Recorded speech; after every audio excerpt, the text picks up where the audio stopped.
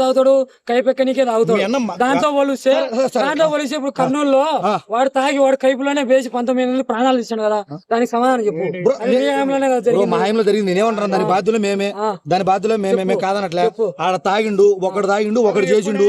ఇలాంటి వైఎస్ఆర్సీపీ ఉన్నప్పుడు కొన్ని లక్షల వీడియోలు, కొన్ని లక్షల మందిని ప్రజలు ఉన్నారు.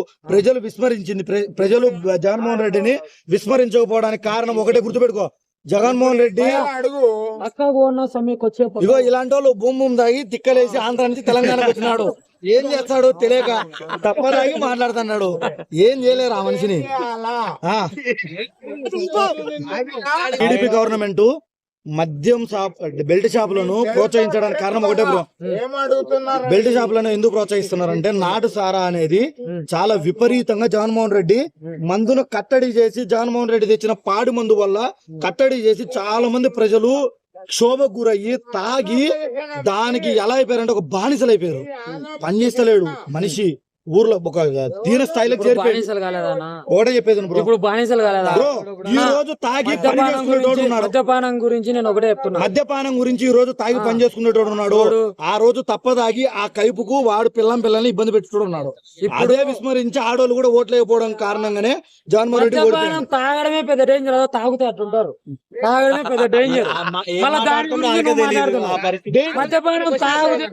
కాదు, మా వైఎస్ఆర్సీపీ మాట అంటే మడప తిప్పదన్నారు.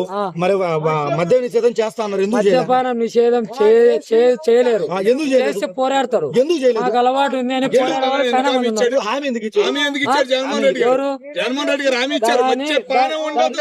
దాన్ని కట్టడి చేయాలనుకున్నాడు. చేయలేని పరిస్థితి. గవర్నమెంట్ లో పోరాడుతున్నారు. మద్యపానం నిషేధం పోరాడే వాళ్ళు ఎక్కువైనారు. ఎన్టీ రామారావు ఉన్నప్పుడే ఎన్టీ రామారావు పోరాడింది జగన్మోహన్ రెడ్డి తెలియదా? తెలుసు. ఇప్పుడు మహిళలు చేతగాని హామీలు కాదు, మహిళలు భరోసాగా ఆపాలనుకున్నాడు. మద్యపానం ఆపితే మేలే. మద్యపానం ఆపితే ప్రయాణం కదా. మద్యపానం ఆపడం అంటే ఆపలేము. మద్యపానం ఆపడం అంటే ఆపలేరు. 180 రూపాయలు ఉన్న కింగ్ ఫిషర్ ను తీసేసి 220 రూపాయలు ఉన్న భూమి తేవడం మద్యపానం. ఇప్పుడు నేను ఒకటి చెప్తా. ఇప్పుడు మనము ఒకటి అనుకుంటాం, వాణి ఇచ్చేయాలా, ఇచ్చేయాలా,